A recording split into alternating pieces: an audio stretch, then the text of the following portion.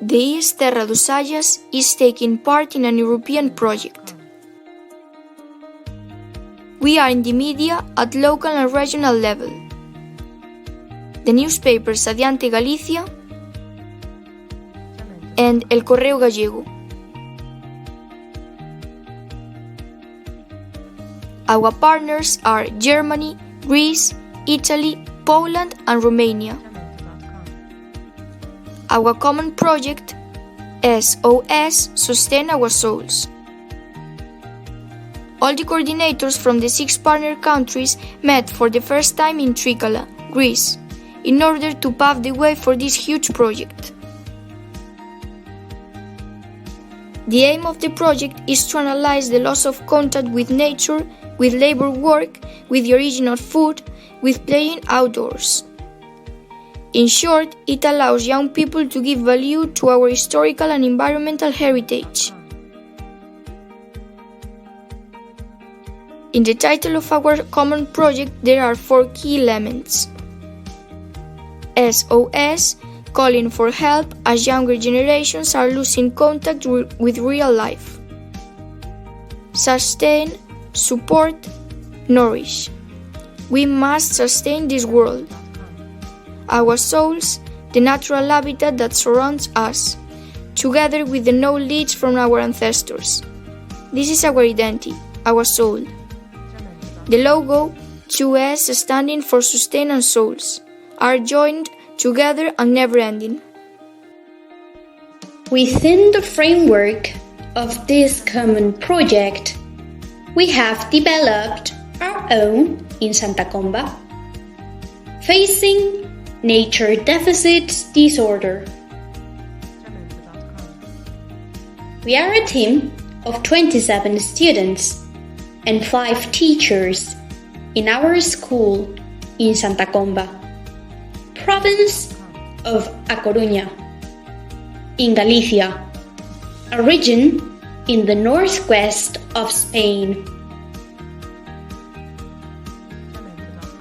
We hosted both teachers and students from the 18th to 22nd of February 2019.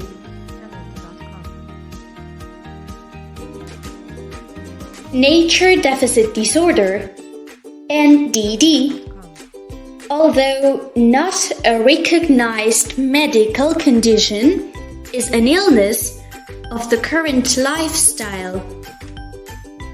This term was first used by the American author and journalist Richard Loeb in his book Last Child in the Woods, published in 2005. Spending no time surrounded by nature has a major negative impact on children's cognitive development. If children's only source of entertainment is the use of technology, the result is clear. Each generation will be more sedentary, which may lead to many associated problems such as obesity, reduced attention span, or bad moods and aggressiveness. The restricted use of green spaces does not only affect the urban population, but also to people living in the countryside, including areas like ours, where the main sources of income are farming and food and beverage industry. The reason is that young generations all over the world want to follow a modern lifestyle, as it has always been. But today, this fashionable lifestyle is connected to virtual communication networks rather than to a real, sustainable life. In order to face a nature deficit disorder, students will spend time outdoors. They will put their neighborhood on the map, preparing their own map and filling it with places they discover and things they love around where they live. Students will develop a business plan to make the area of Santa Comba a bit more attractive and revitalize it as an eco-tourist destination. They will focus on three main elements: the river Chadas, the geological wealth, and the agriculture and livestock sector.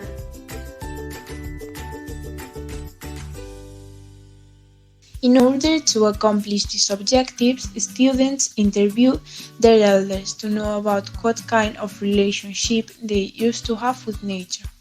Every partner team made a video with these interviews to be watched during the mobility.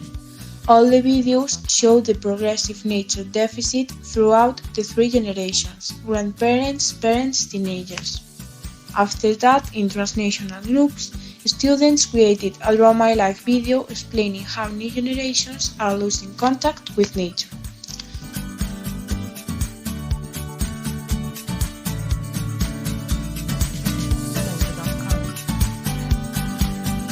Also, students had to spend time outdoors.